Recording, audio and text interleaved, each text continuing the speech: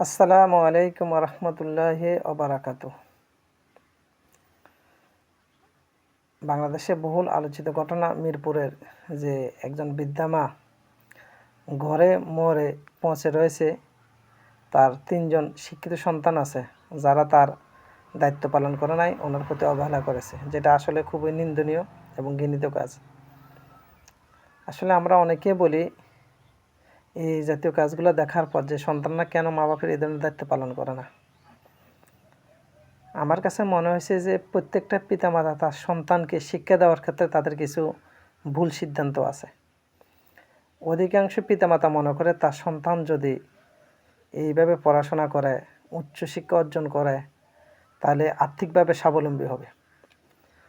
অধিকাংশ পিতামাতা মনে করে সন্তানকে আর্থিক দিক গুরুত্ব দেয়, নীতি নৈতিকতা আদর্শের গুরুত্ব দেয় না। আপনি যখন চিন্তা করবেন আপনার সন্তান ডাক্তার হবে, ইঞ্জিনিয়ার হবে, অনেক টাকা কামাবে, তাহলে আপনি সন্তানকে শিখালেন কি? অর্থ আয় করা, নীতি নৈতিকতা সামাজিকতা শিখান নাই। আপনি চিন্তা করেন আপনার সন্তানকে ফ্রান্সে পাঠাবেন, আমেরিকায় পাঠাবেন, উদ্দেশ্য কি? টাকা ইনকাম করা। আদর্শ নীতি নৈতিকতা শিখান নাই। তার মানে প্রত্যেকটা সন্তানকে নীতি নৈতিকতা, সততা, আদর্শ, সামাজিকতা শেখানো কিন্তু পিতামাতার দায়িত্ব।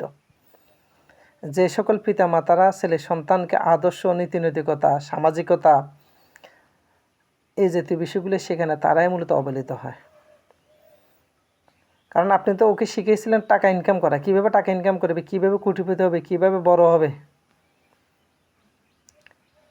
এখন সন্তান তো টাকার দিকেই শুধু দৌড়াইতেছে, মা বাবার দিকে দৌড়ানোর তার সময় নেই। কারণ মা বাবা তো তাকে ছোটো থেকেই শিখিয়ে দিয়েছে যে তোমাকে অনেক বড় হতে হবে, অনেক টাকা ইনকাম করতে হবে, দেশ বিদেশে ঘুরতে হবে। কিন্তু সন্তান যদি পিতামাতা যদি সন্তানকে শিখেতো যে হ্যাঁ তুমি টাকা পয়সা ইনকাম করবে, তবে তোমার টাকা পয়সা দ্বারা তোমার পাড়া প্রতিবেশী, সমাজ, রাষ্ট্রের উপকার হবে, মানুষের উপকার হবে, তাহলে এই সন্তান পিতামাতার দিকে ফিরে তাকাতো।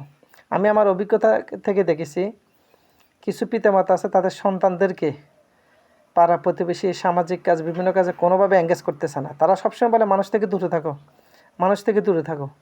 একটা সময় দেখা গেছে ওই সন্তানগুলা পিতামাতা থেকে দূরে থেকেছে।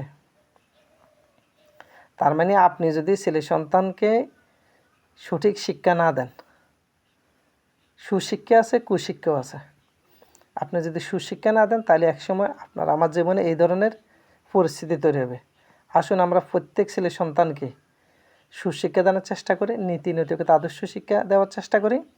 শুধু অর্থ ইনকাম করতে হবে এই কথা যেসব পিতামাতা সন্তানের মগজে ঢুকিয়ে দেয় যে তোমাকে বড় হতে হবে, অর্থ ইনকাম করতে হবে, ওই সন্তান ধ্বংসের কারণ হয়ে দাঁড়াবে। আল্লাহ পাক আমাদের সবাইকে হেদায়েত দান করুক, আমিন।